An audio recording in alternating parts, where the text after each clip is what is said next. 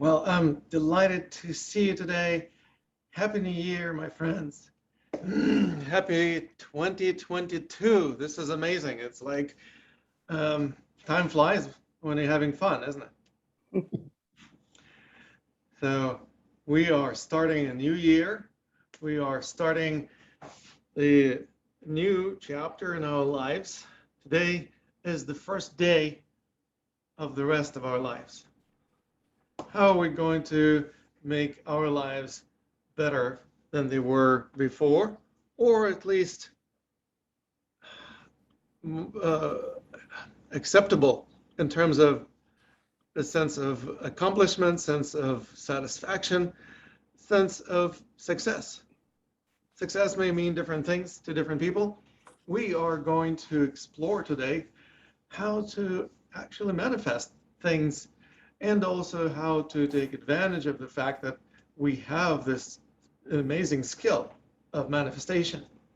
So, for example, right now, I've manifested the ability to broadcast worldwide to a wonderful audience of people who are on the same page with me, who are interested in making their lives a better place, and hopefully making the whole world a better place.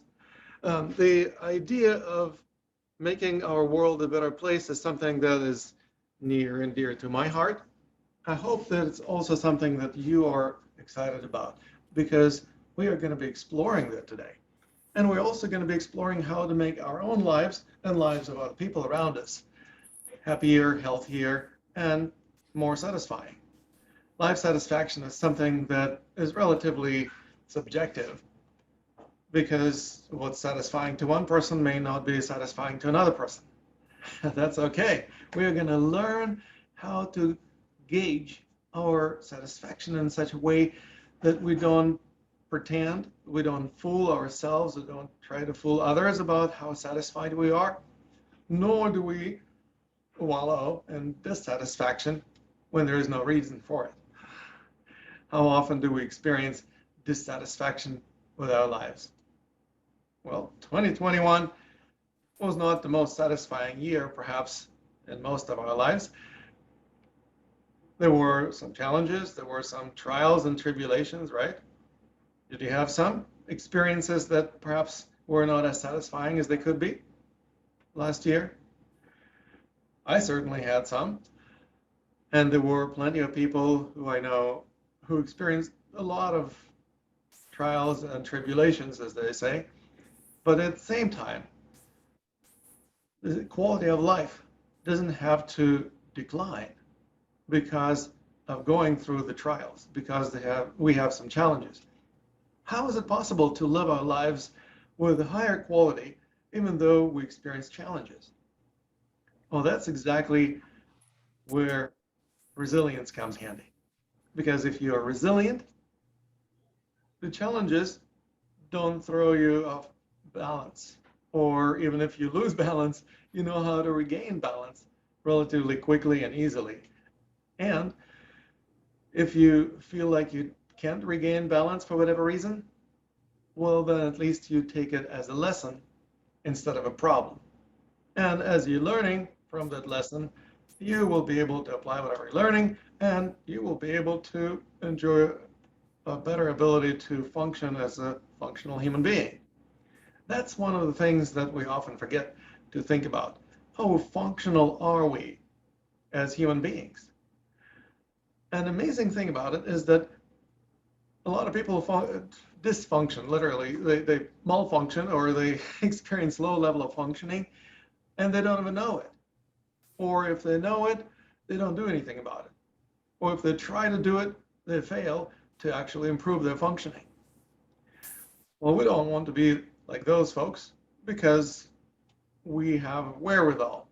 We want to become as highly functional individuals as we can be, right? What do we need in order to accomplish that level of functioning? Well, we need to tap into the resources that would allow us to actually perform at a higher level. And in order to tap into the resources, we need to recognize how resourceful we can be. If you are a highly resourceful individual, you will have more resources to tap into, right? If you don't find yourself very resourceful, well, that may be an invitation to actually learn how to become more resourceful. In other words, this is where we start discovering our potential.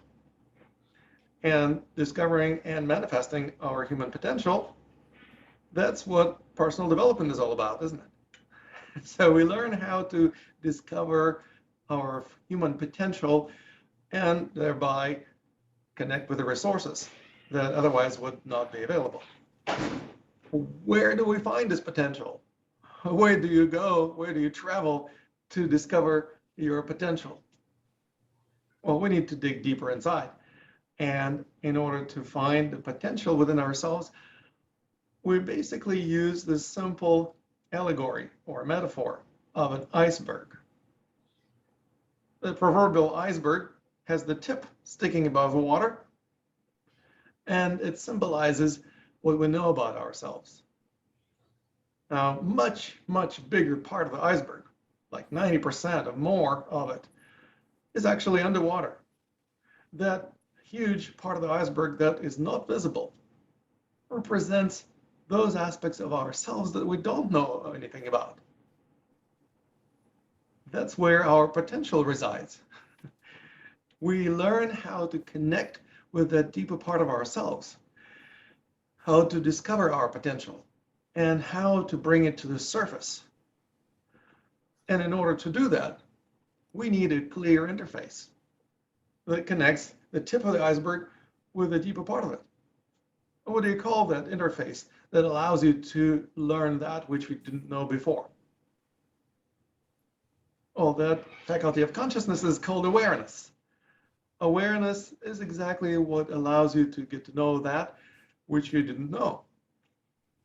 In other words, without awareness, we cannot really connect with our human potential. We cannot connect with the resources that we didn't know even we had, and we won't be able to live a higher quality of life and live a more satisfying life. Often we discover that this interface is kind of murky or not particularly clear. In other words, it creates all kinds of distorted ideas about our potential. It gives us faulty sense of self. It gives us dysfunctional applications of those resources that we think we have, but we don't. Or we don't think we have resources, which we have, and then therefore we don't use them. In other words, we are basically malfunctioning in that way. Well, if we understand the root cause of malfunction or dysfunction, if we recognize that this murky interface that creates obscurations, that creates distortions of our deeper part of ourselves, deeper part of that iceberg that we metaphorically talk about, we basically will continue living our lives in a dissatisfying manner. So if we recognize that the root cause of these distortions needs to be addressed, then we'll be able to make that interface clear, and we'll be able to enjoy higher quality of life. I just mentioned that there is a root cause. What's the root cause of murky interface? In other words, what is causing our insufficient awareness? Well, there are several things that are required for awareness, and one of them is attention. You cannot really learn anything. You cannot become aware of something if you don't pay attention to it. So in order to learn things, we need to pay attention. If we're talking about ourselves, who do we need to pay attention to? We need to pay attention to ourselves. And the beautiful thing about it is that it actually gives us the ability to experience self-empowerment as the beneficial side effect of this process. In other words, when we pay attention to ourselves, we empower ourselves. Why does it work that way? Because where attention goes, energy flows. Attention is not only information exchange, it's also energy exchange. And when we pay attention to something or someone, we actually give them energy. For example, if you have a house plant, like here, if we don't pay any attention to the house plants, how well will they thrive? Well, let's say if you have a pet and you give no attention to your pet, how well will your pet thrive? Just like those house plants probably wither. If you have a relationship, you're in a relationship, but if you don't pay any attention to the person you are in a relationship with, how well will that relationship work? Probably won't work that well. What we do is we realize that we need to pay attention if we want to thrive, if we want something or someone to thrive. If we want to thrive ourselves, well, who do we need to pay attention to? We need to pay attention to ourselves. It's not egotistic or it's not narcissistic. It's actually an imperative that you need to pay attention to that which you want to learn about. If you want to develop self-knowledge, to know yourself, you need to pay attention to yourself. It sounds like such a simple idea that is almost weird to hear for most people, but it's actually very logical. And when we put this good logic to good use, something amazing happens. You get to know yourself a lot more. You discover your human potential and you start actualizing it. When you start actualizing or manifesting your potential, you become a more actualized or realized human being. Who wouldn't want that? Another thing that also is a prerequisite for awareness that comes even before attention is acceptance. It's really hard to pay attention to something if you don't accept that. And what we learn to do is we learn to pay attention to ourselves, which means we actually need to have self-acceptance. If we don't have self-acceptance, what happens? We are in denial, or we are berating ourselves, or we are struggling with ourselves, or we are pretending to be somebody who we aren't. In other words, authenticity is going to suffer. We are going to be either our worst self-critic, or we're going to be in denial about certain things about ourselves, covering things up or sweeping them under the rug, so to speak. And what is that going to do?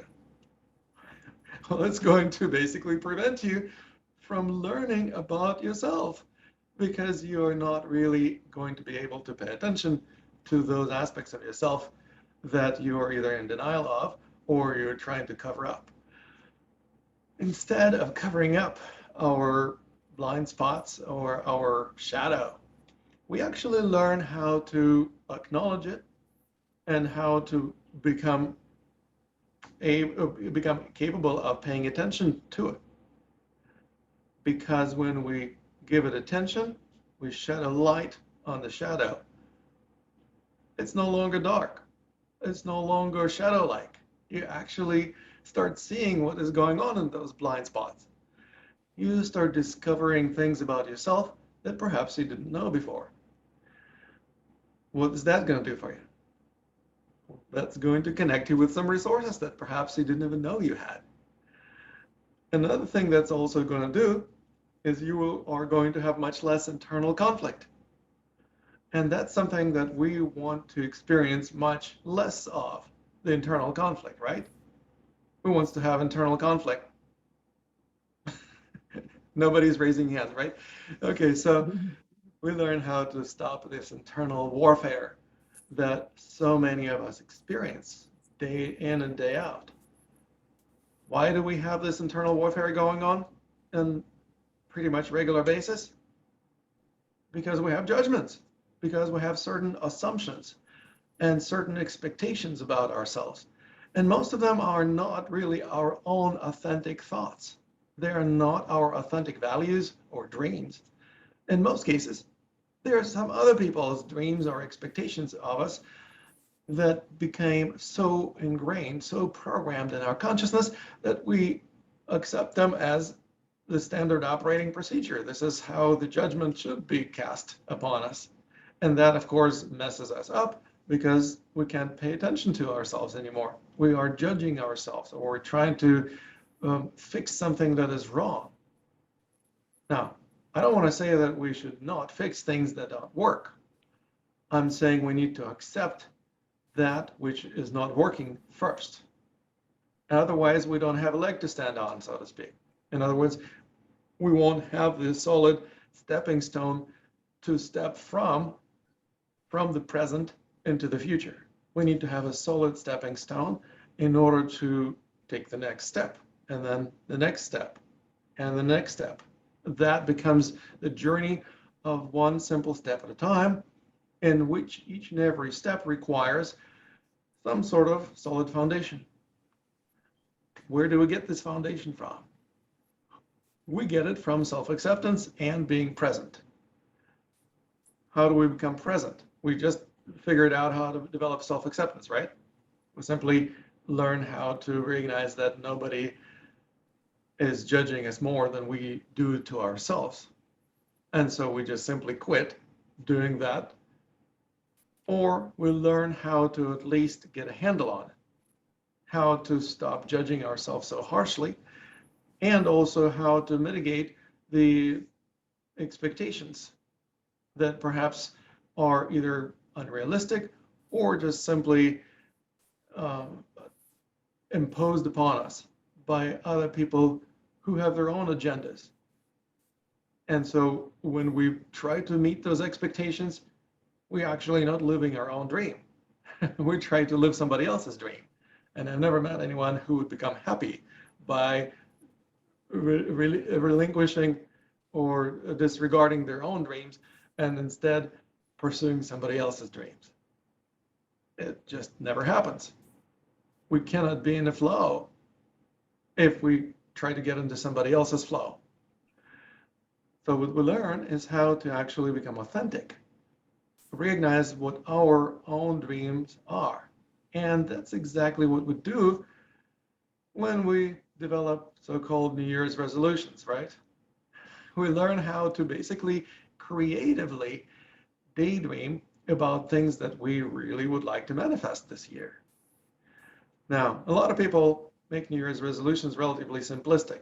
For example, a lot of people choose to go to the gym and work out because they feel like, well, I've been really slacking off for the last few months, or maybe even the last couple of years. Obviously, thanks to the pandemic, most of us have not been to the gym in quite a while.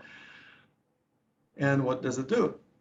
Well, basically, if the person says, I'm going to go to the gym, and they show up for the first week or two, often it becomes tedious or unpleasant, or just simply it takes too much time, and they lose motivation. How do I know? I used to own the first privately owned gym in Moscow, Russia, before I came to the United States. And I also work with athletes and fitness enthusiasts nowadays from all over the world. And that's something that gives me a lot of insight into how people become healthier and more fit. And that's something that is just one of many examples of New Year's resolutions. We'll talk about it in just a moment. What happens once we start building this solid foundations, like one step at a time? Well, we develop the ability to take little baby steps. And the baby steps means they're small. They're not huge leaps. It's a lot easier to move with baby steps than with leaps. And the reason for that is really simple. Leaps require more effort. Leaps require you to gain certain momentum that often is hard to come by. And most importantly, you don't have any control over how the leap goes. If you leap, you hope that you're going to land at the good place. Well, sometimes it's going to work out. Sometimes it may not work out. But because you have no control, you basically are not the captain of your own ship anymore. What we learn is how to become captains of our own destiny. How do we do that? We learn how to take one step at a time, making baby steps. And these baby steps are much easier to manage much easier to control, much easier to course correct. If this baby step takes you in the direction you didn't want to go into, well, you can course correct. And the course correction will take a lot less effort and time because most likely you're not going to be deviating from the original course that much with the little baby steps. If you're taking large leaps and you end up going in the wrong direction, well, course correction will take a lot longer and a lot more effort as compared to little baby steps, right? And that's one of the things that is unique to my approach to health and wellness. It's something that allows us to really develop a sense of clarity about where we're going and confidence that we are on the right track, moving in the right direction, because we are constantly reading feedback.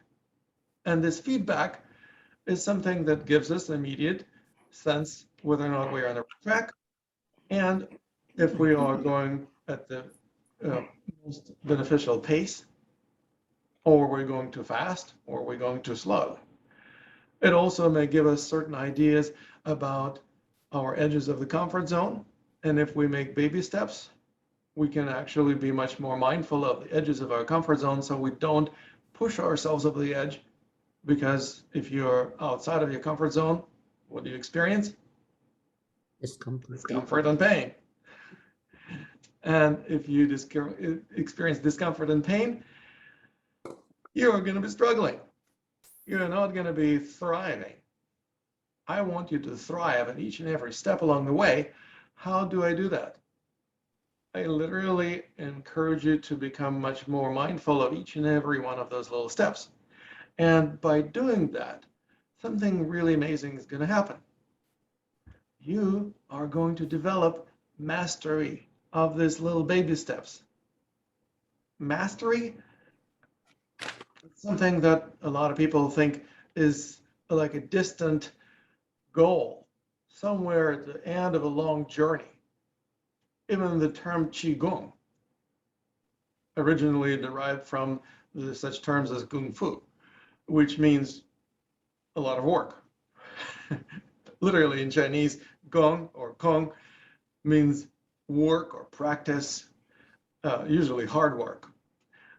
Fu means man. And so Kung Fu means basically a workmanship or skill developed through a lot of work, a lot of practice.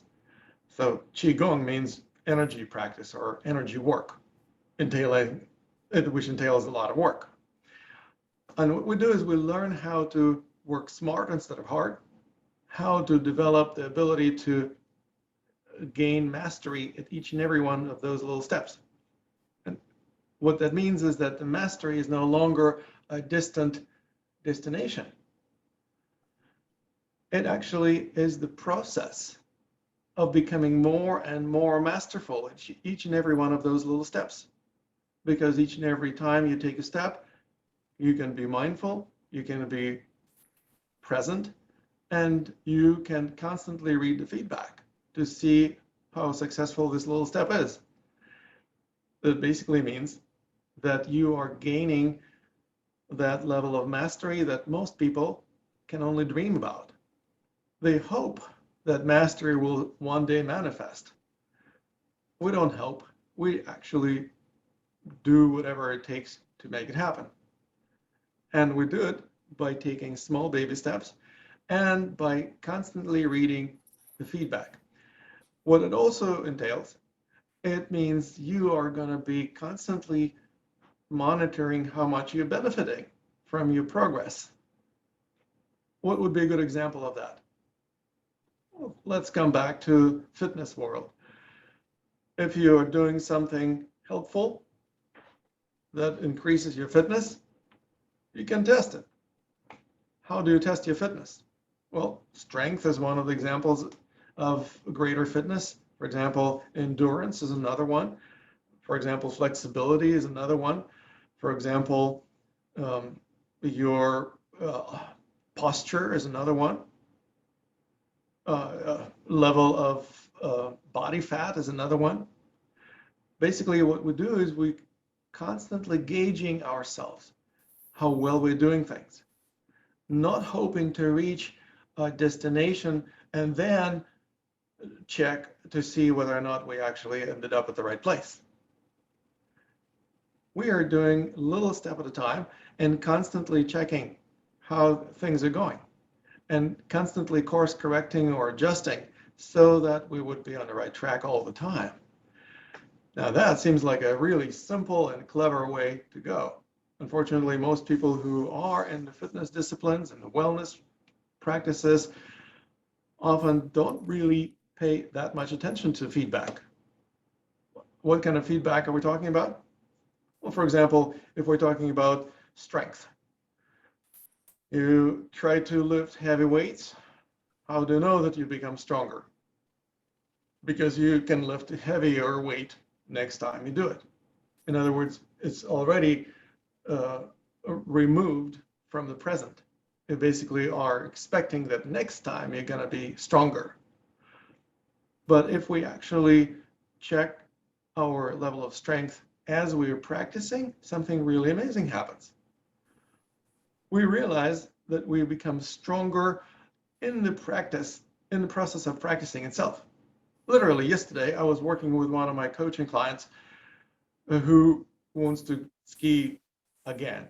She spent a whole year lying in bed, rehabilitating from an injury. And now she wants to ski again.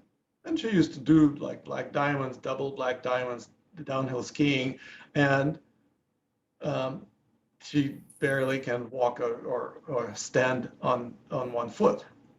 And so what we do is we literally start doing one little step at a time, practices, constantly checking. Just yesterday, she did a few lunges, just like this, just lunge like this, bring one knee down on the ground and come back up. Seems like such a simple exercise, but after doing just a handful of them, literally 3 or 4 on each side, she walked around and she's like, oh my God, I can't believe how much stronger my legs feel. They no longer feel like noodles. They feel like relatively strong legs. Well, obviously, if you do something that's simple and get immediate results, and you can read that feedback and apply it to your practice instantly, that makes it a really smart practice. Obviously, this is such a simple exercise, it's not even per se a Qigong exercise. But if you pay attention to something, for example, how you do this, the most simplistic move, coming down to one knee and then coming back up, you can actually monitor how well you're doing it, how much effort it takes, how much alignment you're maintaining. And that literally gives energy to the part of the body that you're paying attention to. In this case, it would be the legs. And the legs obviously were the issue in my client's situation. What are your areas of body that require some attention? All of us have some areas of strength. All of us have some areas of weakness. What are your areas of strength that you would be able to capitalize on? And what are your areas of weakness that are compromised or not as strong as they need to be? That's something that I would love to help you find out for yourself, gaining crystal clarity about your own strengths and weaknesses, and also developing much greater sense of self-awareness, which we were just talking about is the prerequisite for gaining access to our creative potential, to our resources, and all the other goodness that resides in that deeper part of the iceberg that represents that part of ourselves that we don't know much about. That awareness is what we constantly increase and improve and make more and more clear. That also means that you become more and more knowledgeable about yourself. Well, that's the holy grail of any school of personal development and spiritual development that is worth its salt. Knowing yourself. How do you get to know yourself? You need to pay attention to yourself. That's how. That's basically, in a nutshell, a simple and elegant formula that can help you manifest and live your dreams this year and pretty much every year from this point on. Now, perhaps you have already done that. I see quite a few folks here today who are my students, current students, my former students, my apprentices. I love you. I appreciate you here. And I would love to continue working with you. So let's get to it. First of all, if there are any questions or comments, feel free to put them in the chat. Let me take a look at my chat right now. I see a lot of good stuff. Thank you, Marsha, for answering some of these questions already, or at least monitoring them. Yeah, fantastic. This is really good stuff. So if there are any questions, actually don't put them in the chat. Just go ahead and unmute yourself and speak up so I can answer your questions live right here now, and or invite you to have a more private conversation with me if that's something that you would like to have. This is Marsha. Hi, Marsha. I'm going to put out an idea, and maybe it will stimulate other people to share their questions. So one thing I've noticed in my own journey, is that I will have a conversation with myself. I want to change this. I want to have a new experience of we'll talk about the body, okay, weight loss, we'll say that. And I have ideas about how that's going to occur. And then down the line, when I do a little checking and assessing to see what's going on, I discover I'm not doing the things that I had a conversation with myself about. Whether you put it under the category of procrastination or, just whatever word you want to put on it, what I've noticed is there is the thinking about doing something, and there's the actual doing it. And it seems to me that they literally are different states of being, so that what I'm discovering is that the doing is in that creative, right state of being. But if where I create what do I want to do is over in the left brain, logical thinking, they don't just automatically transfer. So I'm throwing this out to other folks to notice, do you have areas in your life or, in resolution where and say you want to do something, but it doesn't occur? And my question is, have you created it in the state where the action actually has to occur? And how do you find that state? How do you find that state? That's a great question, Marsha. Thank you for bringing it up.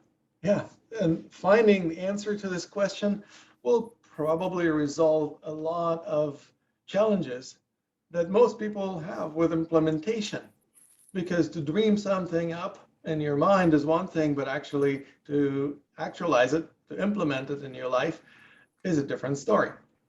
And you're absolutely right. These are two different states of consciousness, two different ways of being. One is dreaming, whether it's conscious daydreaming or unconscious dreaming, it's a dream state. And you can actually connect with some very juicy and interesting dreams in that state, because it's a very creative, very imaginative state of consciousness. And on the other hand, you may be in a different state in the moment when you're trying to do things. Like you said, it's a doing state, and that requires different energy, and it requires basically it operates on different frequencies of energies. It's like if you imagine, for example, being able to see yourself from a third party's perspective, say a fly in a wall, where when you are in a dream state, in dreaming state, you may experience one type of energy.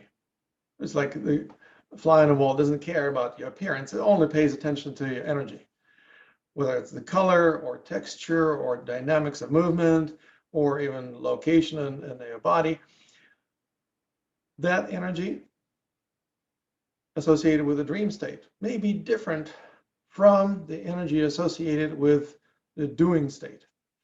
So how do we resolve this dichotomy, this polarization of two seemingly different, distinct ways of being? We have a fantastic practice called dynamic meditation, in which we actually invite the energy associated with the dream state in the palm of one hand, or even imagine a little figure of yourself standing on the palm of the hand that resonates with that way of being or with that energy better. Whether it's a right hand or left hand, doesn't matter. And gather the energy associated with that way of being. And then, by way of contrast, imagine a figure of yourself in the doing state, in the state that's required in order to actually manifest or actualize that which you're trying to manifest. And again, what is the energy associated with that state? If you could visualize that from point of view of a fly on a wall, I bet it would be slightly or significantly different from the energy associated with the dream state. And the greater the difference, the greater the polarization, the greater it seems that these are two different, very distinct states. The greater the difference, the less they understand each other. So what do? We simply let these energies do all the work. First, just let them connect with each other, whether through the medium of your arms and your body as a conduit, or directly connecting between the hands through the ether, so to speak. These energy fields may be able to actually exchange some information. Just we talked about how attention is not only information exchange, is also energy exchange. Well, here, the energy exchange may also lead to information exchange. In other words, they will learn whatever they can learn from each other as they share whatever they can share with each other. These two ways of being are associated with two different locations in your brain, perhaps different neural pathways, perhaps different hemispheres of the brain. Fine. Let them work out whatever these differences or discrepancies they may have between each other. Instead of trying to analyze it and figure it out from point of view, thinking that you know what is right, you actually let the energies do all the work, which is amazing because it requires much less effort on your part. And these energies, as they exchange more and more with each other, and they learn more and more from each other, they may start developing a sense of synchronization. In other words, they become more and more aligned. At first, they may move very differently in different ways, maybe at different manners of movement. For example, one may be moving like this, and the other one may be making some circular movements or whatever.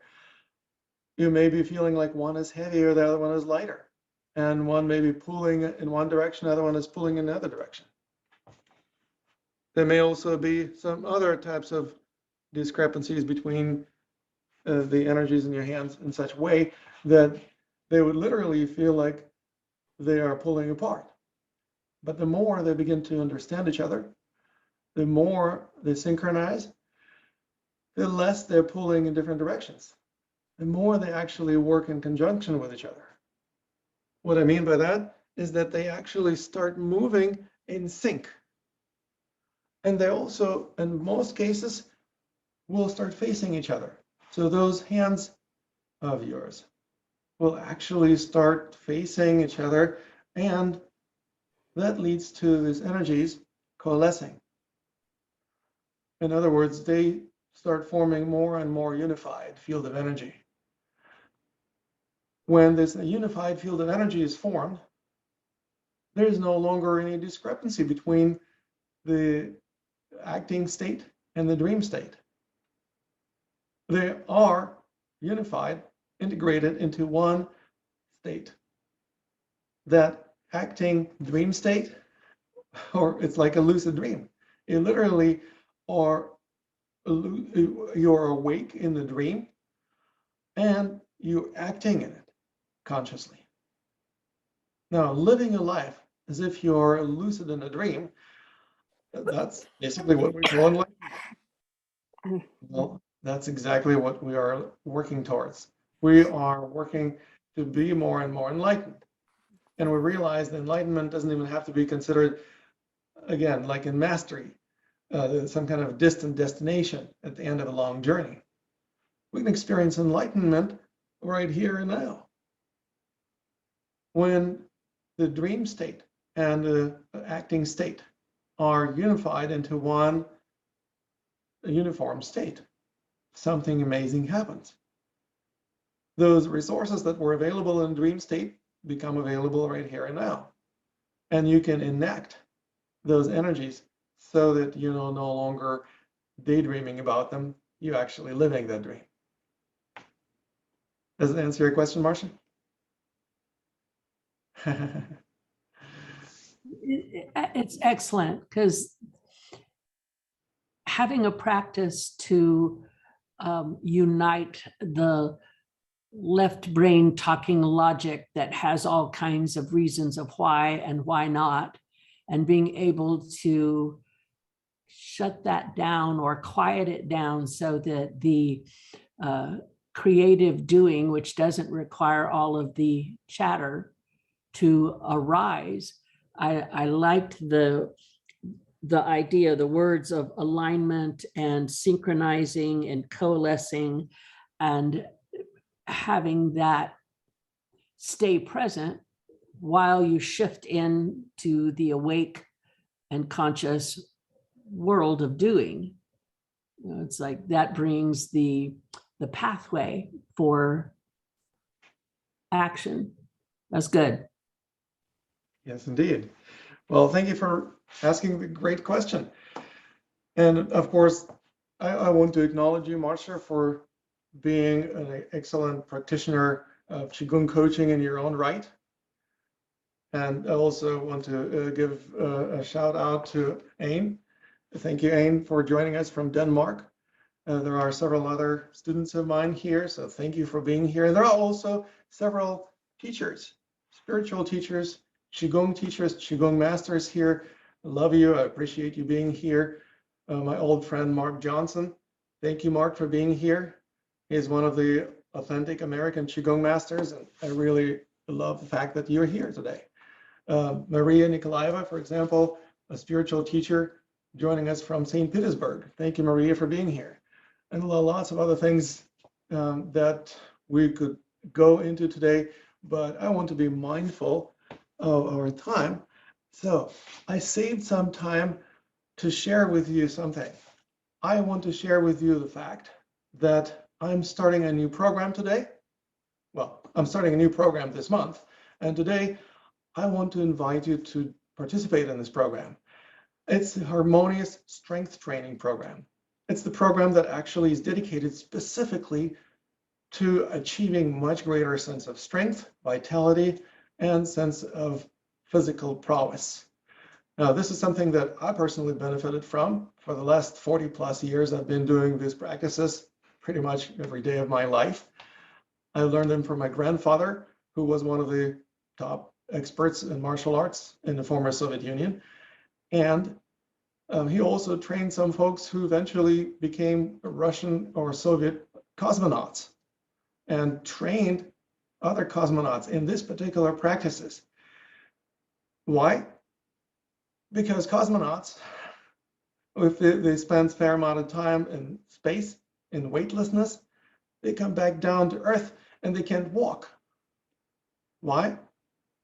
Because the muscles atrophy. If you don't use them, you lose them. There got to be some way for them to maintain some strength of the muscles, even though they are not subjected to gravity in space. But you can't lift weights in space because it's really heavy to ship barbells or dumbbells into the space stations. Obviously, every ounce, every gram of weight is very, very expensive to ship into space. Plus, that wouldn't work anyway because there is no gravity. So what's the point? Yeah, there is momentum, but no gravity. And another thing that they consider it also is exercise machines, but still, they're bulky, they're heavy, really unwieldy, and difficult to ship into the orbit. So back then, at least, they actually started using a similar method that I introduced in this program. It's called self-resistance strength training. Sounds like a mouthful, but it's actually exactly what happens. You learn how to engage your own muscles antagonists and training your body to become stronger. Each and every muscle in the body, with the exception of perhaps sphincters, has an antagonist. And these antagonists basically do the opposite of what the muscle in question does. So for example, if the biceps flexes the arm at the elbow, well, it has antagonists too. The triceps that extends the arm at the elbow. If we engage these muscles and working against each other, something really interesting happens. You don't have to need, you're not going to need any weights. You're not going to require any exercise machines. No equipment whatsoever. Thanks to the pandemic, it's been really hard to go to gyms because of the social distancing. It's been really challenging to even practice outdoors for the same reason. So many people ended up either practicing at home or most likely just not really exercising as much. Well, what does that do for you? Probably makes you a little bit softer and more flabby. Probably makes you feel like you're not really getting any stronger. That's not just aging. Yes, a lot of us aged in the last 2 years more than we deserve to, but most importantly, we learn how to reverse this aging process, how to become stronger rather than weaker over time. We also learn how to become more balanced because these muscles antagonists, they exist throughout the whole body. For example, David was just showing me silently this little exercise device. Yeah, thank you, David, for bringing it up. It's a little star that's made of rubber. You can squeeze it, but it only works your flexors. Flexors are the muscles of the forearm that flex your fingers, that clench the fist. But it doesn't really do anything for the antagonist, for the extensors. So a lot of people end up with a lot stronger flexors than extensors. Now, the chain breaks at the weakest link. So the extensors that don't get as strong as flexors are often subject to becoming injured or holding chronic tension because there is imbalance between muscles antagonists. It's just like imagine training the muscles of the right side, but not training the muscles of the left side. That would make you really crooked, wouldn't it? Well, unfortunately, that's exactly what happens in the case of imbalanced development of flexors versus extensors. And the extensors, or like those weak muscles of the side that you didn't train, they are actually going to be holding tension. They're going to be stretched and struggling against a stronger muscles antagonist. Sounds like a kind of contradiction in terms. Most people are confused tension for strength. They think that tense muscles are the strong ones. No, tense muscles are the weaker ones. They are constantly working against the muscle's antagonists. And if the antagonist is stronger, it doesn't really have to work at full capacity. It may be working at 5 or 10% of its full capacity, just maintaining muscle tone. However, the weaker side muscles, for example, in this case, the antagonists, would be working a lot harder because they're not as strong. So they may be operating at 20 or 30 or 40% of their full capacity. And then just give them a little extra a requirement to do something, and they may go into spasm. Even if they don't go into spasm, just constantly holding more tension is taxing. And that's why we experience all kinds of discomfort and pain in those muscles that are weak. And most importantly, as Qigong practitioners, we also understand that tension creates energy blockages. When you have energy blockages, for example, in the extensors of the fingers, energy has harder time reaching all the way to hands. Well, if you do any kind of creative work with your hands, whether it's carpentry or maybe you're a healer and you do some healing work, wouldn't you need some energy in your hands? And if you have energy blockages, how good of a healer are you going to be? Or whatever creative projects you may be doing with your hands. So that means that basically you will be energetically blocked. And those energy blockages are also universally considered the root causes of ill health in Chinese medicine.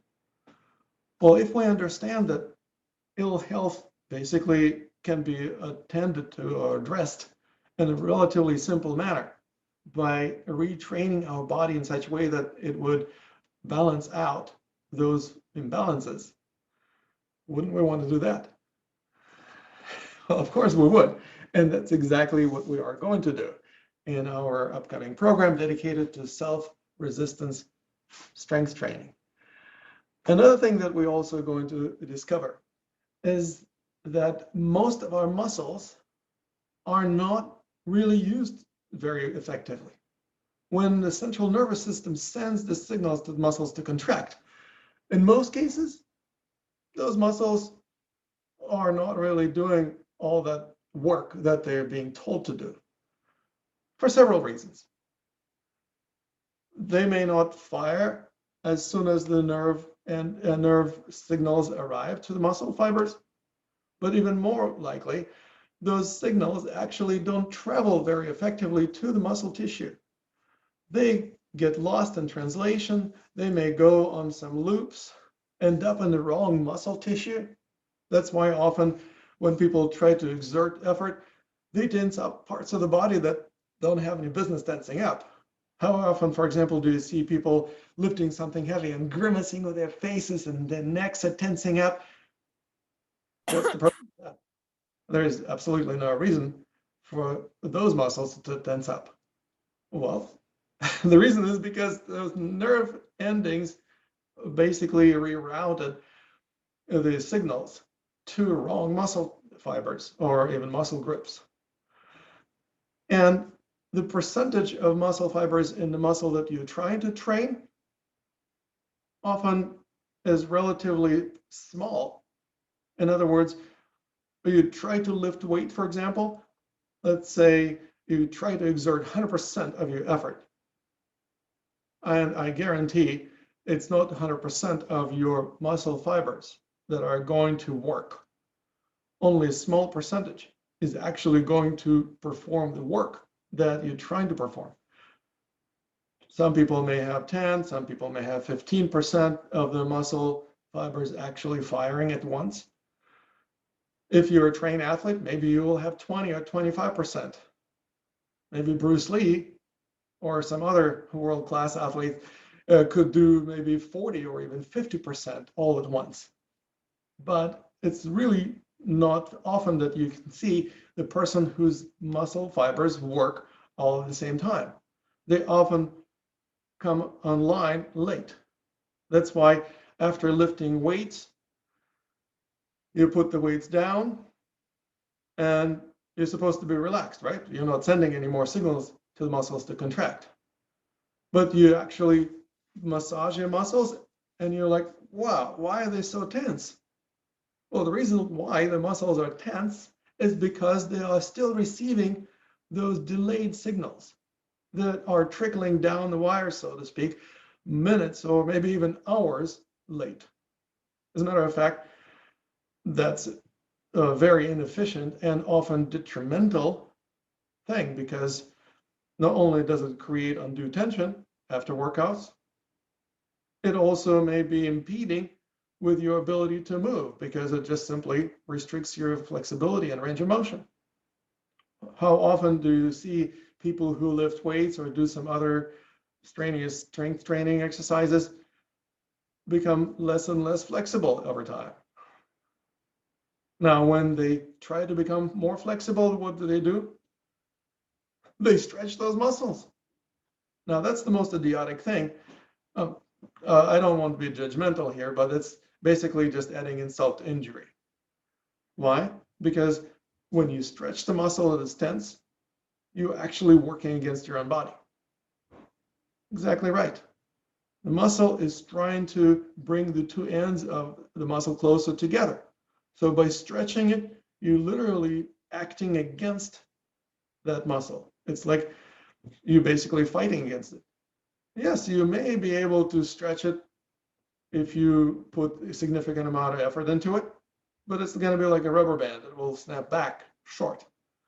And especially because when you stretch the muscle endings in it that read the condition of the muscle, called spindle, will send the signal of alarm to the central nervous system, saying, alarm, this muscle is being stretched. It may get torn. How often do people tear their muscles when they do strenuous exercises? Unfortunately, a lot. How many athletes suffer from self-inflicted injuries? Virtually every athlete knows what that's like. And so what we do, we learn how to stop doing it to ourselves. Because who wants to be decrepit as a result of our own deficient understanding of how the body works? Instead, what we do is we learn how to stop stretching those muscles and learn how to work with the body rather than working against the body. We'll learn how to work with the central nervous system so it would stop sending so many signals of contraction when it's not necessary anymore. But most importantly, we'll learn how to clean the pipeline, so to speak, clean the wiring so that the signals, when the central nervous system sends them to the muscle, they would actually get to the muscle and the muscle would perform. And when it's done, it will relax. Now, that means that by the time you have done exercising, you actually become more relaxed than you were prior to the exercising. Now, that's like a dream come true for anyone who's ever done any workout. And that's exactly what we're going to learn. We're going to learn how to improve the communication between the central nervous system and all the different muscles throughout our bodies. Those muscles that probably most of us don't even know that we have, and certainly hardly ever train.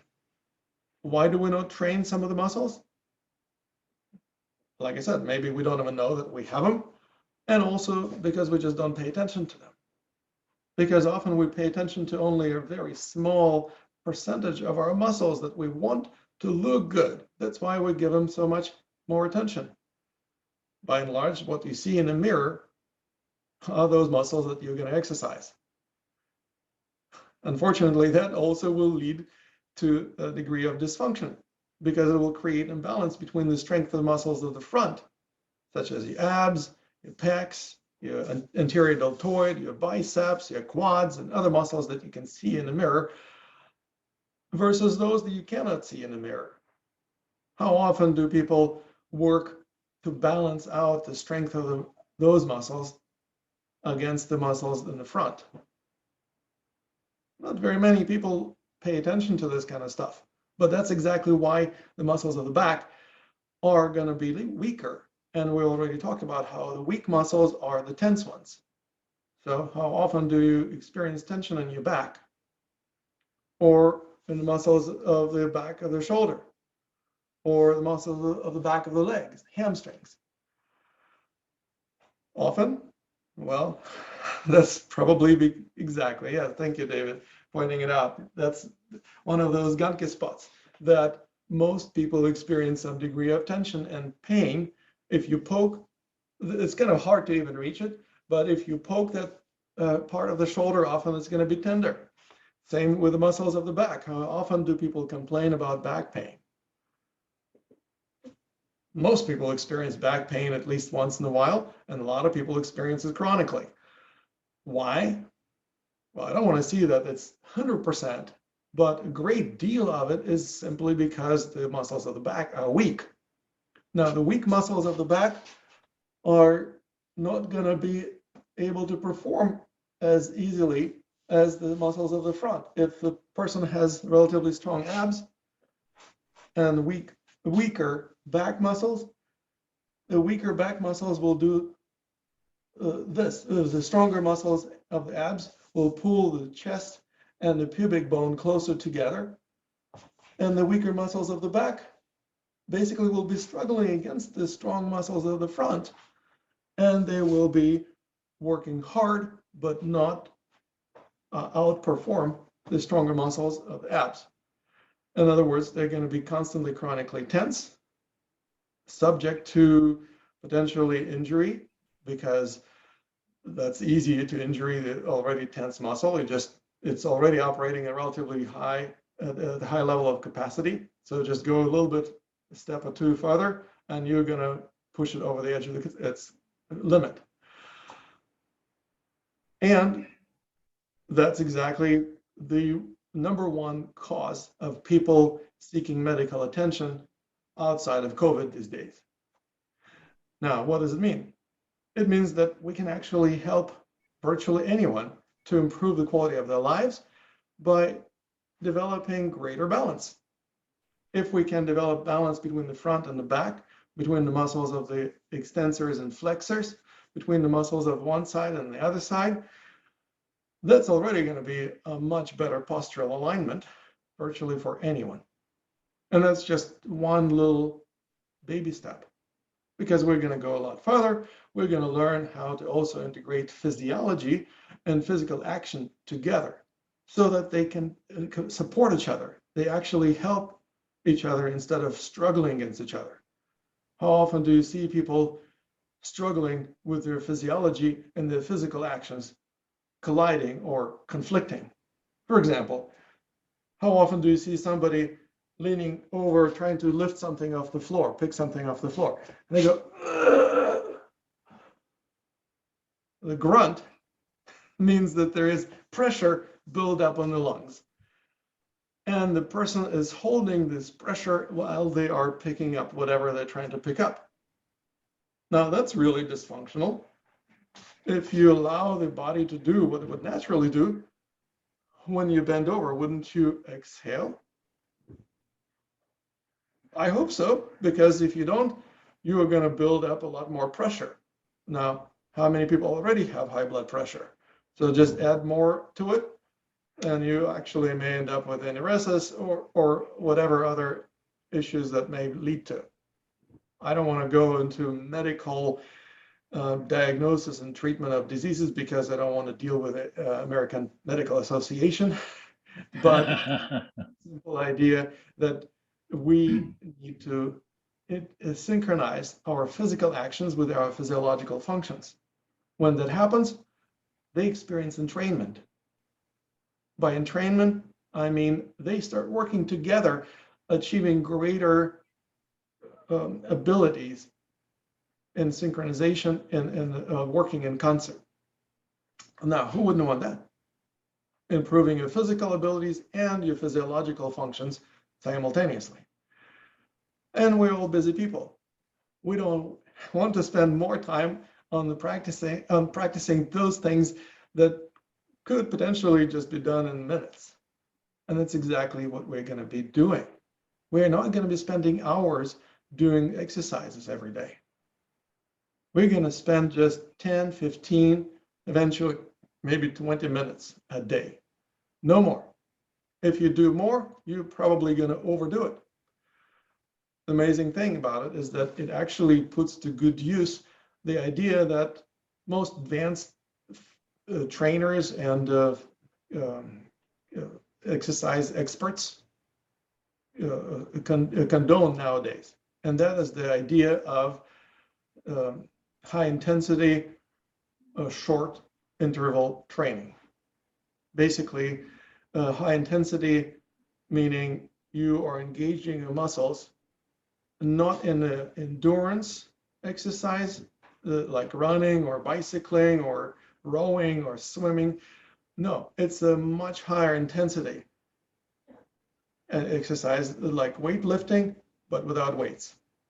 But that also is interval training. In other words, you come back to it and do it again and do it again and do it again. And that creates the level of fitness that's virtually unseen in any other fitness programs. And it combines the strength training with endurance training because we actually have the opportunity to smoothly transition from anaerobic regime of exercise to the aerobic regime of exercise. What I mean by that is the anaerobic regime is when you lift weights or do some other strenuous strength training exercises, when you're burning ATP in your muscles. ATP is basically the molecule adenosine triphosphate. It's what stores energy in your muscle tissues. And at some point, you are going to run out of ATP. Well, those exercises that are still done without reliance on the storage of energy in the muscles are called aerobic exercises, like in aerobics, like in running, like in all kinds of other endurance training. There are hardly any programs that actually allow you to achieve both in one sitting, strength and endurance. There are a few, but the Tai Chi often doesn't actually put enough emphasis on strength training. That's why Tai Chi practitioners are not particularly the strongest folks I met. It's relatively relaxed and nice and smooth movement where you are not particularly concerned about strength. Now, there are some martial arts training programs, like, for example, in Shaolin monks, in Shaolin Monastery, the monks do all kinds of strength training that includes self-resistance. What I teach is not something I invented. It's a very old, very well researched and tested by time methodology. Shaolin monks do it. They don't have exercise equipment in their monasteries. Most of them don't even lift weights, but they're actually pretty strong folks by and large. This tradition goes even further back to the Shambhala warriors in Tibet. Those folks were exceptionally strong, even though they didn't lift any weights and they didn't use any exercise machines. How did they become so strong? They used self-resistance for strength training. That's something that literally gives you tremendous amount of strength and also can provide you endurance. There are some practices, some regimens of training that can combine both, but they're few and far between, like rock climbing, for example.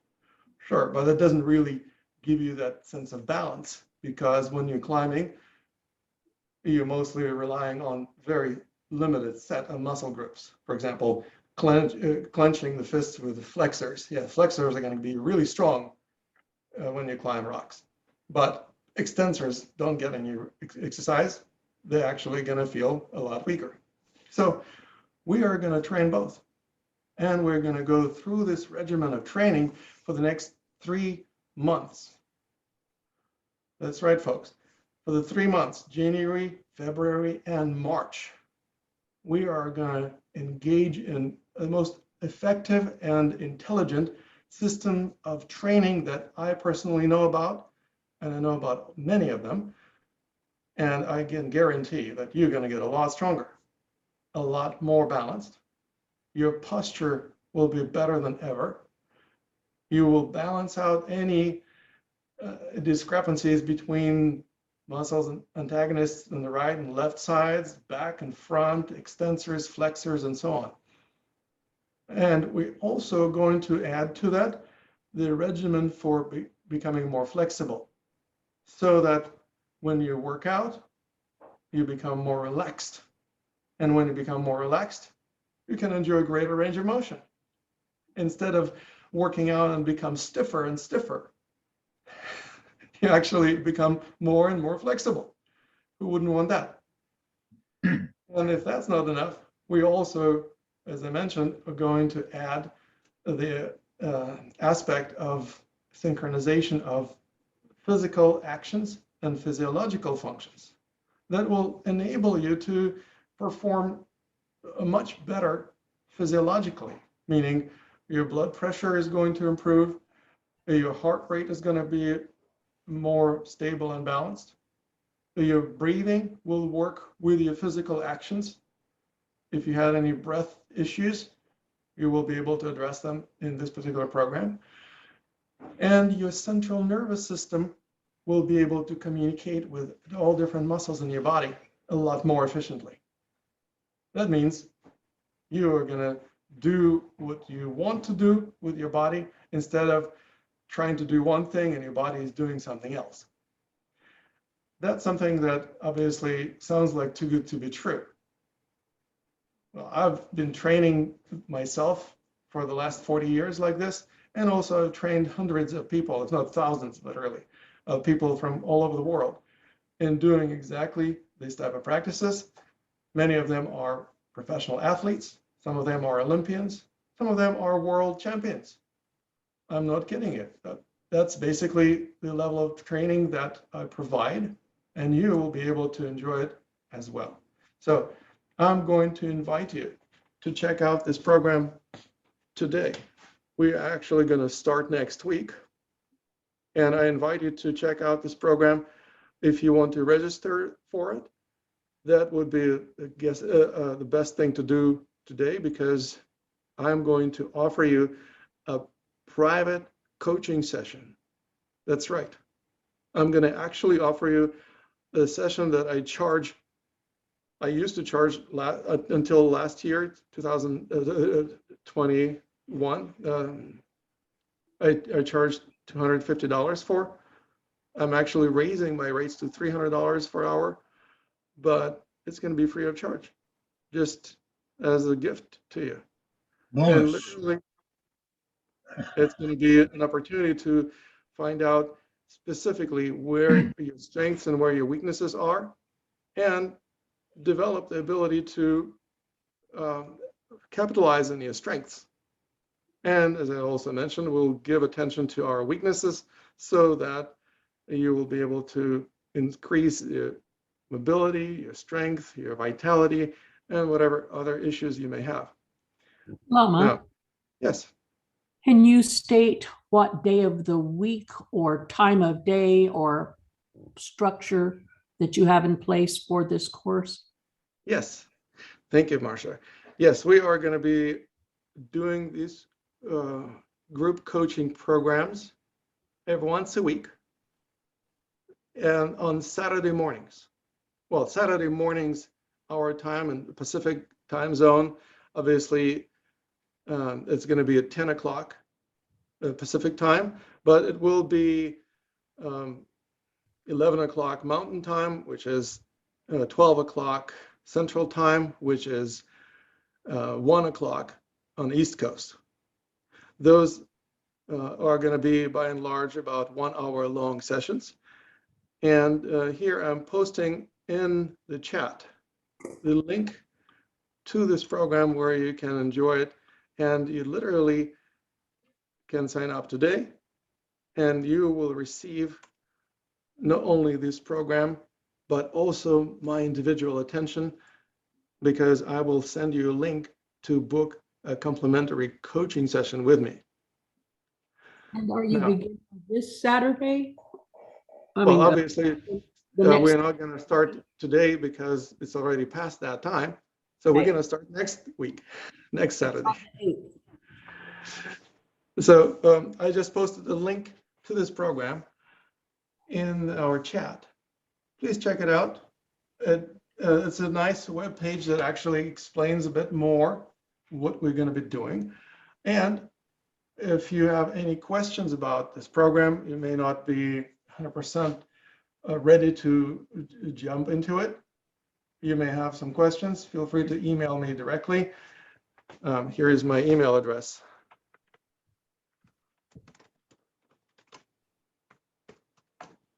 I just posted my email address also in the chat. Feel free to email me. I will answer any questions you may have, and I will support you in becoming stronger, experience greater vitality and greater energy in the year 2022. Now, if you have any questions now, you also feel free to unmute yourself, ask me any questions. I'm happy to answer any questions you may have.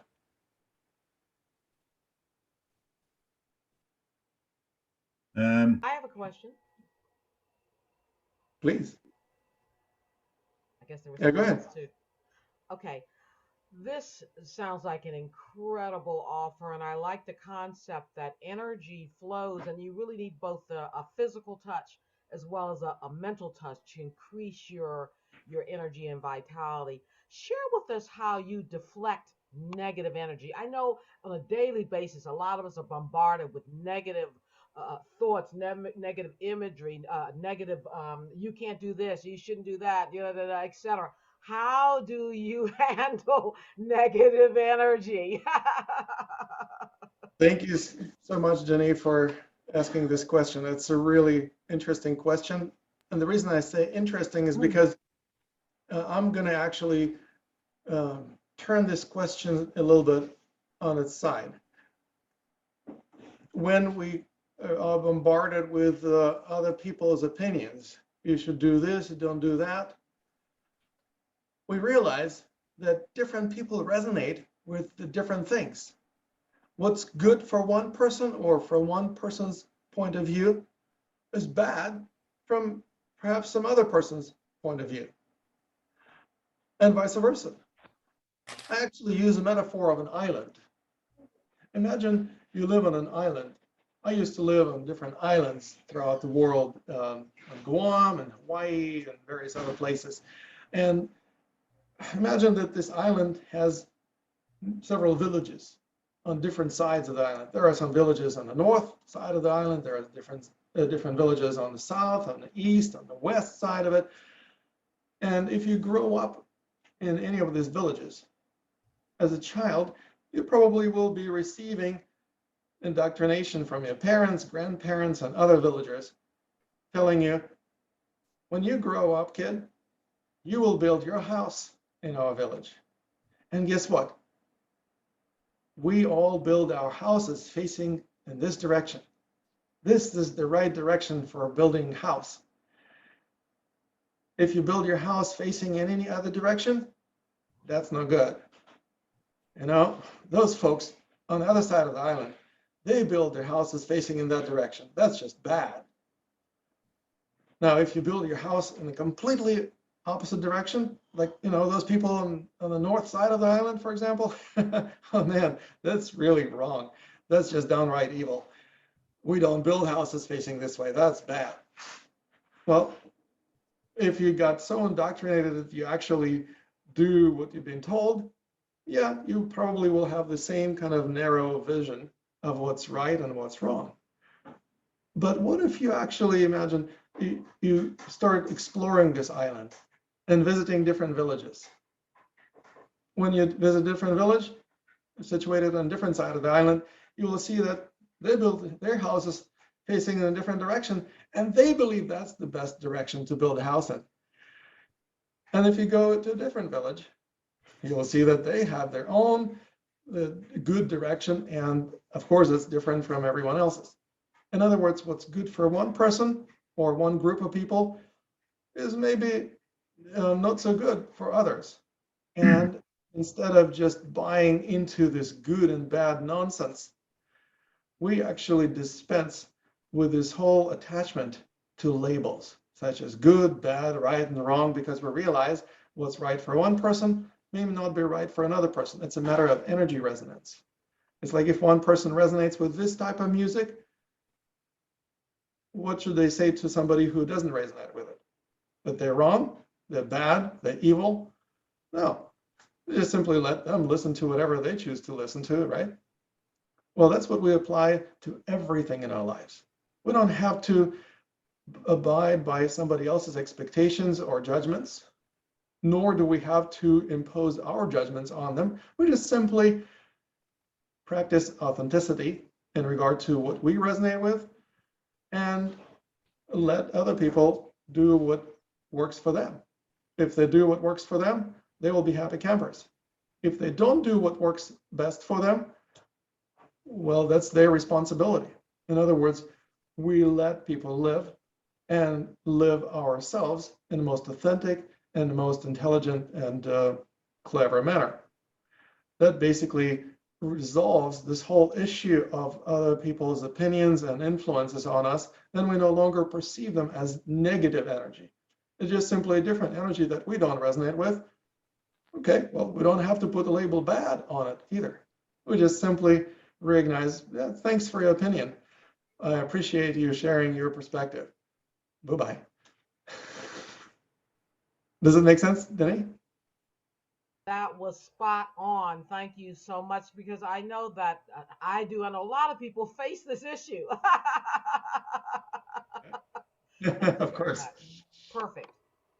Fantastic. Yeah, this is something that makes life much more intelligent, much more authentic, and we live our own dreams. We don't have to try to live somebody else's dream. We start living our own dreams. And that's the only way that we can also help other people live their dreams, by learning how to be in their flow. In order to help people to be in their flow, the best thing we can do is to be a role model of being in our flow. We cannot teach other people how to be in the flow if we're not in the flow. And in order to be in the flow, we need to pay attention to what our flow is doing, where it's flowing, what we resonate with. We cannot be in our flow if we're constantly distracted by listening to everybody else's opinion. Very good. I'm glad. I'd like to comment on your program that you're referring to. There was a famous gentleman back in the 50s that made himself famous by recuperating and building his body back to health after having surgery and laying in a hospital bed. And that gentleman was Joe Weider. Mhm. He made a very famous weight training program, which not weight training, it's called dynamic tension. Oh, excellent. So that's very much on the similar lines to what you're referring to. You're probably Maybe- right. I haven't ever heard of Maybe him. not as insightful, Mantrap. I really appreciate you bringing it up. I'm sure that there are plenty of examples of people achieving a tremendous success with this approach. I certainly don't claim that I invented it. I'm just simply making it more available to more people. And that's something that you might have heard of Charles Atlas, Yes. the famous strongman who also produced and popularized similar kind of a self-resistance strength training also back in the 40s or 50s, or maybe even earlier. Yes. Maybe I picked the wrong name there. I said Joe Weider. I think he was, yeah, I think you're right. Charles Atlas. Either way, and there are plenty of other strong men and women who are a walking example of efficacy of this approach. It's amazing that this is not better known and it's not more popular, because it requires no gym membership. You don't have to travel to a gym to go to work out. You don't have to even have any implements or weights at home. You don't even have to worry about a certain recuperation time after workout, because you literally become more relaxed right after you did the workout. Yes. And you know, how many people have to recuperate a day or two after lifting weights, because they literally break down the cell fibers, the fibers of the muscle tissue. That's how they build greater strength, by breaking down muscle cells. And then when they recuperate, they rebuild, they become stronger. Well, that's one way to do it. That's called hypertrophy. That's how you build bigger muscles.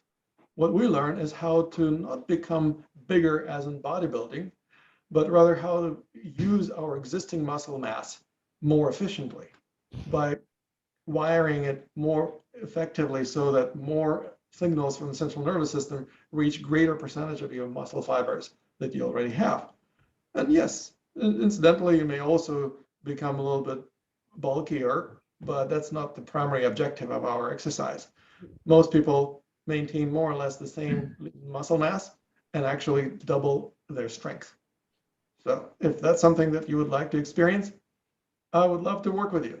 This is something I've definitely been practicing myself, and I am one of the world experts in the subject matter. So I would love to help you in that. Excellent. I think Nancy has a question. Nancy, please speak up. Yes. Can you hear me? Yes, loud and clear. Okay. I was wondering what the counterindications for this kind of program are for people with particular structural issues. That unfortunately, I'm a practitioner of Tai Chi, but I've had to abandon the form I use because there's a lot of twisting to the left and to the right, going down and twisting and so on. And my physical medicine physician said, because due to severe moderate arthritis in the lower back spinal facet joints, I can't do that. I can't arch backwards. However, I can bend forward and easily touch my toes. I'm pretty good. I mean, this is probably due to scoliosis. It's an age-related thing. Even though I do everything right as best I can, there's a lot of times we are stuck with limitations. So are there counterindications? Because if there's a lot of twisting from the waist to the left or to the right, that could present problems for some people. I appreciate you asking about it, Nancy. And the answer is that there are a lot fewer counterindications to doing this type of practice as compared to virtually any other method of strength training or exercising. And the reason for that is because one of the principles that we learn and observe on a daily basis is the principle of mindfulness. Now, it's a big buzzword nowadays. I don't need to tout the benefits of mindfulness. You probably hear about them a lot. Yes, We I'm learn aware of them. body mindfulness. In this particular case, we learn how to embody mindfulness by paying attention very clearly to the edges of our comfort zone. Your body will tell you if you're reaching the edge of the comfort zone, you will get some signals of discomfort. And eventually the signals of discomfort become strong enough so that you feel like, okay, I'm pushing myself over the edge of the comfort zone. Well, so that's what we don't want to do. We want to get to the edge, but we don't want to push ourselves over the edge into discomfort and pain. In other words, we are not going to hurt ourselves if we are paying attention to what we're doing and how we're doing it. We do it slowly so that you have enough time to comprehend what your body is telling you. And we learn to develop a different, more harmonious culture of movement. We call it harmonious culture of movement for exactly that reason. What we do is we learn how to develop the culture of movement that doesn't go perpendicular the edges of our comfort zone, which is what most people do in their workouts or exercises. They often push themselves over the edge, thinking, well, if I just stay stuck in my edge of the comfort zone, I'll never get better. I have certain dreams, aspirations to do something that I previously couldn't do. And obviously all our dreams and aspirations reside outside of our comfort zone. Now, when we push ourselves over the edge of the comfort zone into discomfort and pain, often it feels painful enough so that we basically run back into the safety of the comfort zone to recuperate, recharge, regroup, and then we push ourselves again thinking, okay, now that's going to work better. You know, that's what people experience, for example, with all kinds of disciplines, whether it's Tai Chi or yoga or Qigong. You know, yogis, for example, by and large, often it's considered the standard operating procedure to do yoga and stretch. Well, if you stretch, that's exactly what you do. You pull the muscles beyond the edge of their comfort zone. Of course, as I mentioned just in the beginning of our session today, the spindle, the nerve endings embedded in the muscle tissue, will send the alarm signal to the central nervous system. Alarm, this muscle may get stretched or stretched or torn. So the central nervous system doesn't want this part of the body to get injured. So it will send more signals to contract to the muscle. Basically, that's what we call stretch reflex. When the muscle receives more signals to contract, what does it do? It becomes more tense. In other words, when we stretch, we actually end up with more tension in the muscle. That's like counterproductive, isn't it? So instead of stretching, we learn how to lengthen and explore the edges of our comfort zone. When you explore the edges, you start moving not perpendicular to the edge of the comfort zone, but actually parallel. That means literally moving at 90 degrees angle in relation to the previous culture of movement or method of movement. When you move along the edge of the comfort zone, by and large, you move in a more harmonious, circular, non-stop manner. We learn how to develop a more harmonious culture of movement, moving in a way that Tai Chi masters are known for moving. By and large, Tai Chi is done in a circular, non-stop, and fluid manner.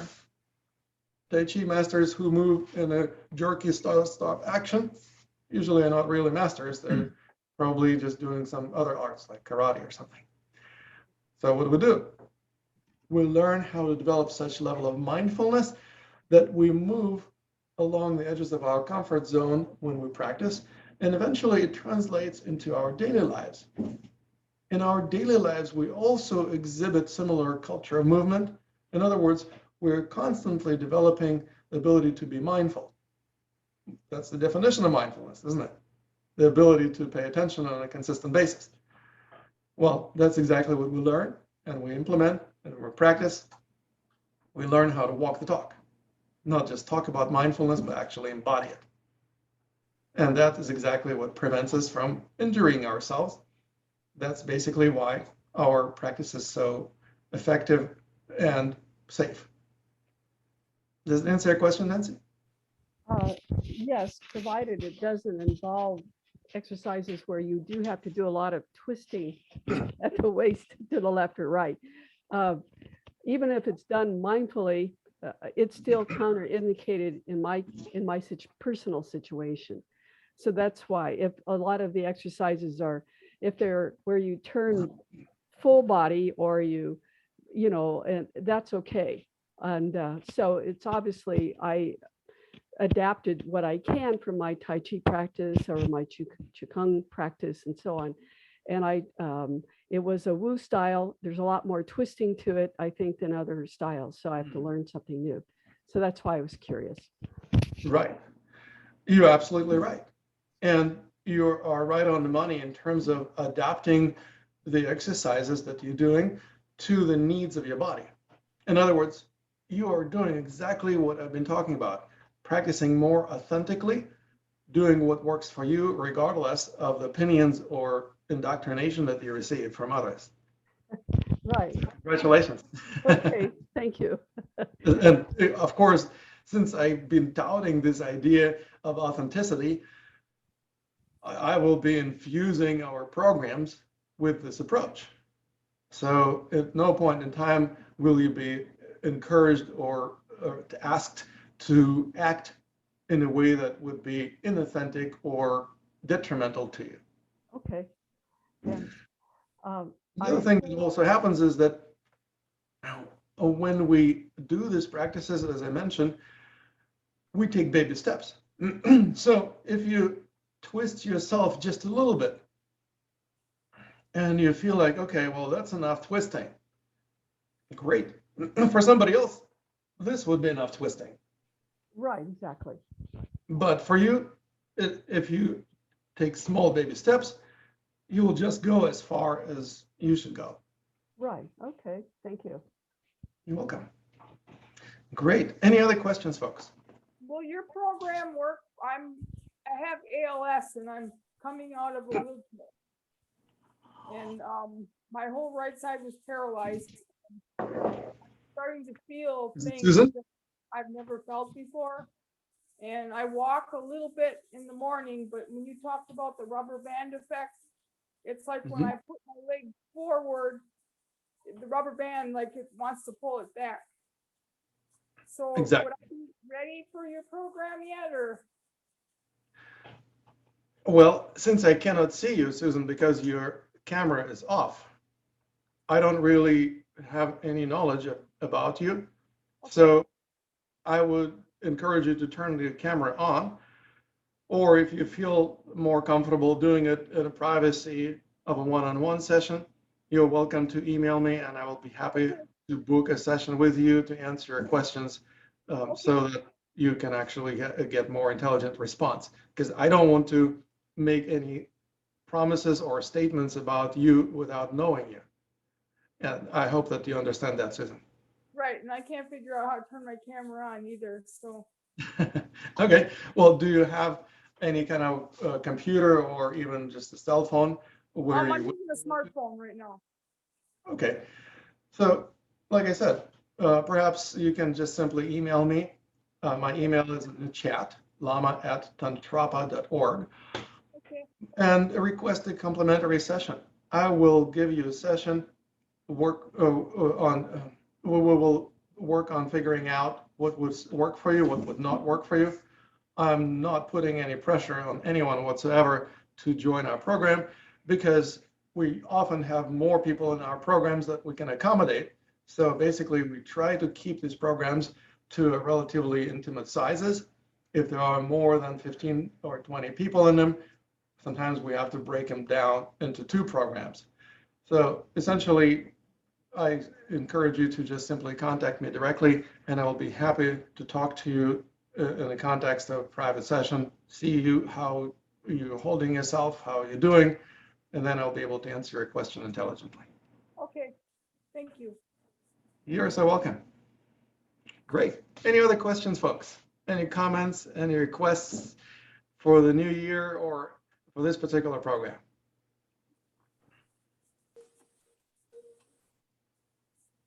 Yes, I'm curious, how much will this cost, the 3 months? Is this Letitia? Yes, it is. Mhm. Hi, Letitia. Yeah, it cost us $500 for 3 months. Okay. $500 for the entire program, which is obviously ridiculously inexpensive, given that I charge $300 for 1 hour of my coaching. Yeah, I know. Yes. Moreover, you can actually even break it down into monthly payments, and then you can just pay $200 a month, $199 or something like that, and that basically will be just one payment per month for 3 months. I have a question. When I did the link, it said 597 and you're saying it's 500. Is that correct? Kathleen, yeah, it should be 497. If it is 597, that's probably because I always kept talking about raising the prices in the new year. And apparently we did implement the raise, but you know what? Just for you for attending our webinar today, I'm actually going to send you a coupon code for $100 off. Okay. So it's going to be still under $500 for the entire 3-month long program. Thank you. You're welcome. Do we all get that code? Yes, Nancy, you will get that as well. Okay, I was wondering how, I guess it's in with whomever has attended. You have the email. How do you get the emails to do that? Or do we email you personally? Yes, please email me. Okay. And I will be happy to send you this code. And I appreciate you being here today. I also see Christopher raising a hand. Feel free to unmute yourself and fire away, Christopher. Okay. And if you want to, you're welcome to turn the camera on as well. Okay. Yes. I'm wondering, as I guess, can you hear me now? I can hear you loud and clear. Oh, good. I'm wondering, I guess as we do this work with you, I noticed that how you said how the hands kind of harmonize and you feel to build the energy up. I would imagine that the energy centers around our different seals, I don't think I've heard you talk about the seals very much, then we would be able to realize the energy in each seal relating to our emotional states. And that would help us to notice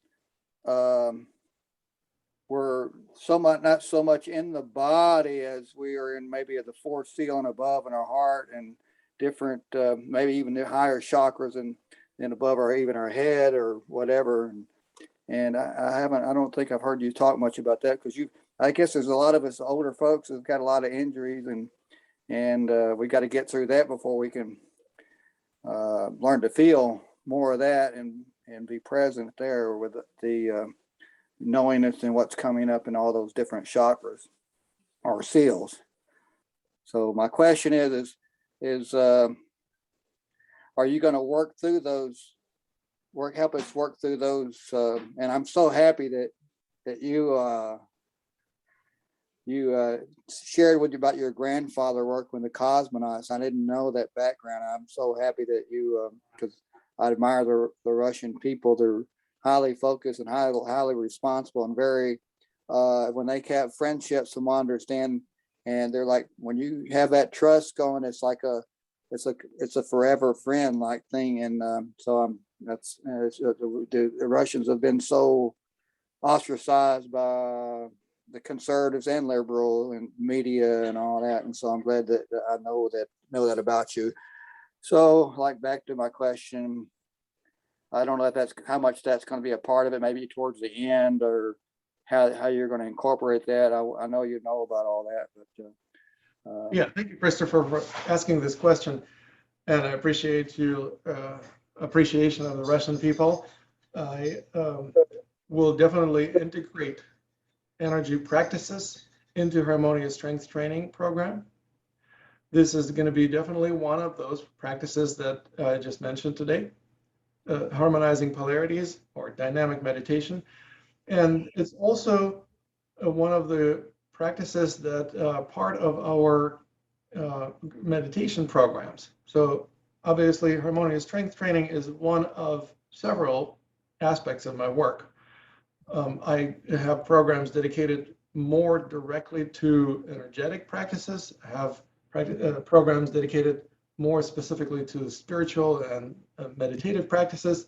I have programs dedicated to specifically more healing practices and also to the practices of martial arts and high performance practice. So basically, this is one of the programs that can attend to this issue or the issue of working with energy centers, even though it's not specifically dedicated to exploring energy centers, because there are other programs dedicated to that. But yeah, because I'm the one teaching those programs, of course, I can weave some of the elements of those programs into this one. And if you are receiving my coaching in the context of this program, you will always be welcome to ask questions throughout the program. At the end of each group coaching session, I leave plenty of time for Q&A. So I will be happy to address those questions that you just raised during and or outside of this program. We definitely work with energy centers. We definitely work with anchoring the particular energies in different parts of the body to be able to access them easily.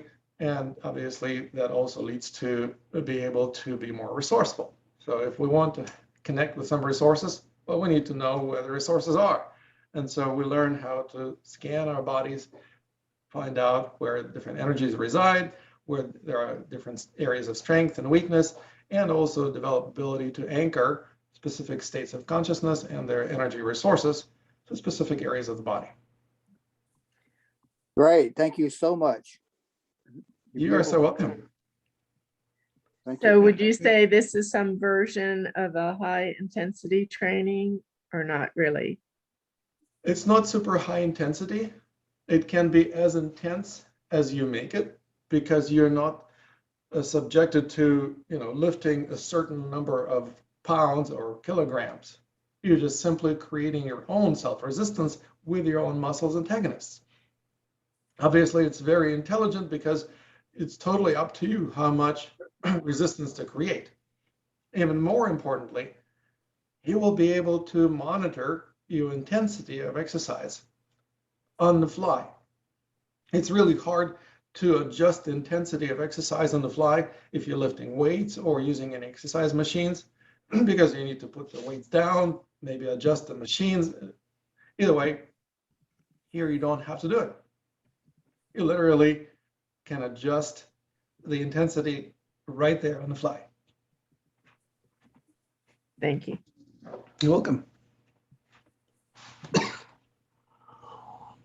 Could you quickly say when the class begins again, Lama? The first class will begin next Saturday at 10 o'clock in the morning, Pacific time. Okay. Which time zone are you in? Oh, Pacific time, Yes. the Seattle area. Okay. Yeah. So we're going to be starting next Saturday. And we'll be going from 10 to 11 Pacific time. So obviously, all the different time zones will have to be adjusted according to where everyone lives. Of course. Okay, thank you. You're welcome. Great. Any other questions, folks? I'm happy to answer any more questions if you have any. And if you don't have any more questions, well, then I will want to once again wish you a very happy and prosperous new year. I appreciate you being here today. I appreciate your interest in my work, and I will look forward to working with you. So please click the link that I posted in the chat right here. It's the Academy of Qidao link. I'm going to post it right now once again for your information. And I look forward to seeing you throughout the rest of the year in our programs and our coaching clinics and our webinars. Until then, namaste.